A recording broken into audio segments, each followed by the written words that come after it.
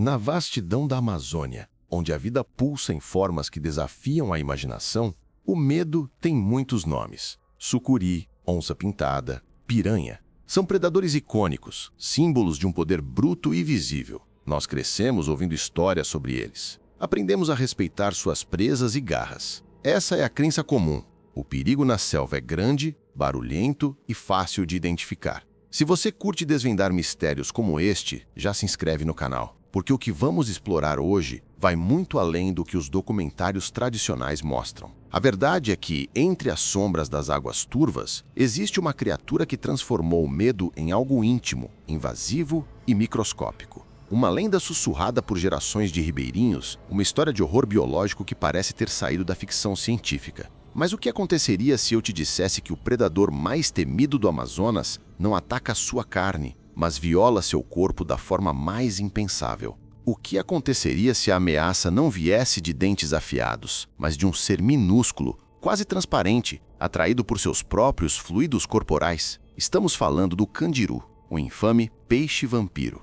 A questão que paira nas águas lamacentas do Rio Negro não é apenas se ele existe, mas se sua reputação macabra é merecida. Será que a história de um peixe que nada contra o fluxo da urina para se alojar na uretra humana é apenas um conto para assustar desavisados? Ou estamos diante de um perigo real que a ciência e os viajantes continuam a ignorar? A resposta, para o choque de céticos e o terror de todos, é que isso não é apenas uma lenda. O pesadelo se tornou realidade documentada. A crença de que o candiru pode, de fato, invadir o corpo humano através da uretra deixou o campo do folclore e entrou para os anais da medicina em 1997. O caso, ocorrido em Manaus, envolveu um homem chamado Silvio Barbosa, que alegou ter sido atacado pela criatura enquanto urinava dentro do rio. A princípio, sua história foi recebida com a mesma desconfiança que a maioria das pessoas teria. No entanto, a dor excruciante e a incapacidade de remover o invasor o levaram a procurar o urologista Dr. Anouar Samad. O que se seguiu foi um procedimento cirúrgico endoscópico de 2 horas, que foi inteiramente filmado. As imagens que circularam o mundo mostram o médico navegando pela uretra do paciente até encontrar e, com muita dificuldade, extrair o corpo de um peixe de aproximadamente 13 centímetros. O peixe foi identificado como um candiru, da espécie Vandellia cirrosa. Este evento se tornou a prova definitiva, o caso zero, que validou séculos de histórias aterrorizantes. A existência de um registro cirúrgico, de um paciente real e de um peixe físico removido de dentro de um ser humano parecia encerrar o debate para sempre. Mas, na verdade, esse evento apenas aprofundou o mistério. Como um peixe tão pequeno poderia realizar um feito tão improvável e biomecanicamente complexo? Como ele navega, se fixa e sobrevive em um ambiente tão hostil? Para entender como esse ataque horripilante é possível, precisamos mergulhar na biologia predatória única do candiru. Este não é um predador comum, ele é um parasita hematófago, ou seja, se alimenta de sangue. Seu método de caça é uma maravilha da evolução, afinado para detectar suas presas, que são peixes muito maiores, em águas onde a visibilidade é quase nula. A teoria científica mais aceita por décadas foi que o candiru desenvolveu uma sensibilidade química extraordinária. Ele não caça com os olhos, mas com o olfato, sendo guiado por traços de amônia e ureia que os peixes liberam através das brânquias durante a respiração. Ao detectar esse rastro químico na água, ele segue-o até a fonte, nada rapidamente para dentro da abertura da brânquia e se aloja. Uma vez lá dentro, ele ergue seus espinhos curtos e afiados que funcionam como um arpão, fincando-se na carne e tornando a remoção quase impossível. Dali, ele usa seus dentes para abrir uma pequena ferida e se alimenta do sangue que flui. É aqui que a conexão com os humanos se torna terrivelmente lógica.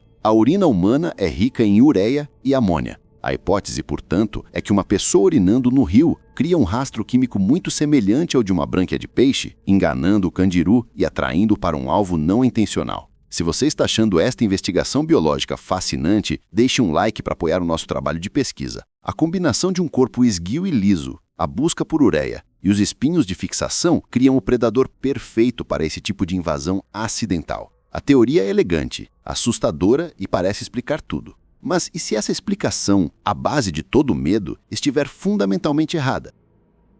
A ciência, em sua busca incansável pela verdade, muitas vezes destrói as narrativas mais convenientes. E a história do candiru atraído pela urina começou a ser rigorosamente questionada. O biólogo marinho Stephen Spott, uma das maiores autoridades no assunto, dedicou anos a estudar o comportamento do peixe e seus experimentos produziram resultados que contradizem diretamente a crença popular.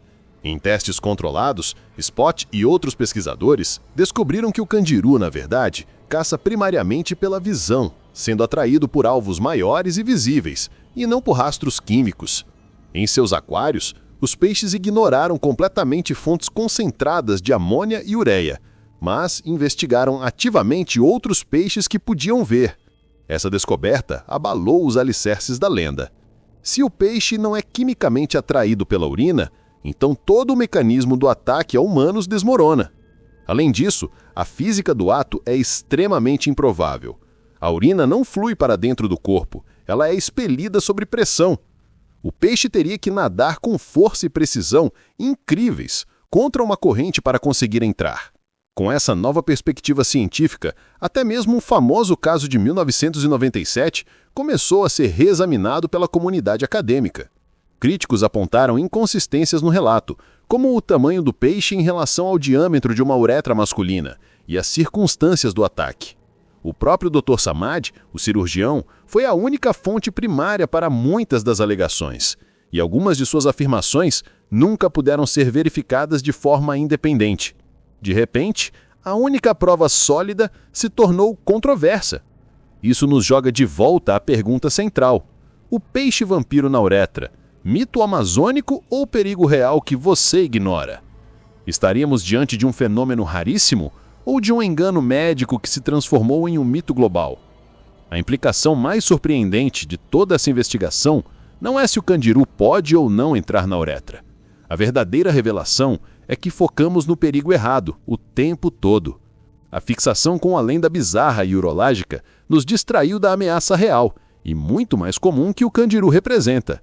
A probabilidade de um ataque uretral, segundo a ciência mais recente, é tão infinitesimalmente pequena que beira o impossível. A maioria dos biólogos hoje considera o caso de 1997 uma anomalia extrema, talvez até mesmo um boato ou um evento mal interpretado. O perigo real que você ignora não é um mito, mas a realidade mundana de um peixe parasita. O candiru frequentemente morde humanos. Banhistas e pescadores relatam feridas causadas pelo peixe que podem morder pés, pernas e qualquer pele exposta, causando sangramento e dor. Em um ambiente como a Amazônia, qualquer ferida aberta é uma porta de entrada para infecções bacterianas graves. Portanto, o candiru é sim perigoso, mas não da forma que a cultura pop nos fez acreditar. A lenda do peixe vampiro na uretra é um estudo de caso fascinante sobre como a psicologia humana funciona. Nós somos atraídos por histórias que evocam medos primais, a violação do nosso corpo, a ameaça invisível. Uma história tão específica e horripilante é muito mais memorável e compartilhável do que o simples aviso: cuidado com peixes pequenos que mordem. O mito sobreviveu não por ser comum, mas por ser a representação perfeita do horror. No fim, a jornada para desvendar esse mistério nos ensina que, muitas vezes, a verdade científica é menos sensacional, mas não menos importante. Qual outra lenda urbana ou mito da natureza você gostaria de ver investigado a fundo? Deixe sua sugestão nos comentários e não se esqueça de se inscrever e ativar as notificações para não perder nossa próxima exploração no coração do desconhecido.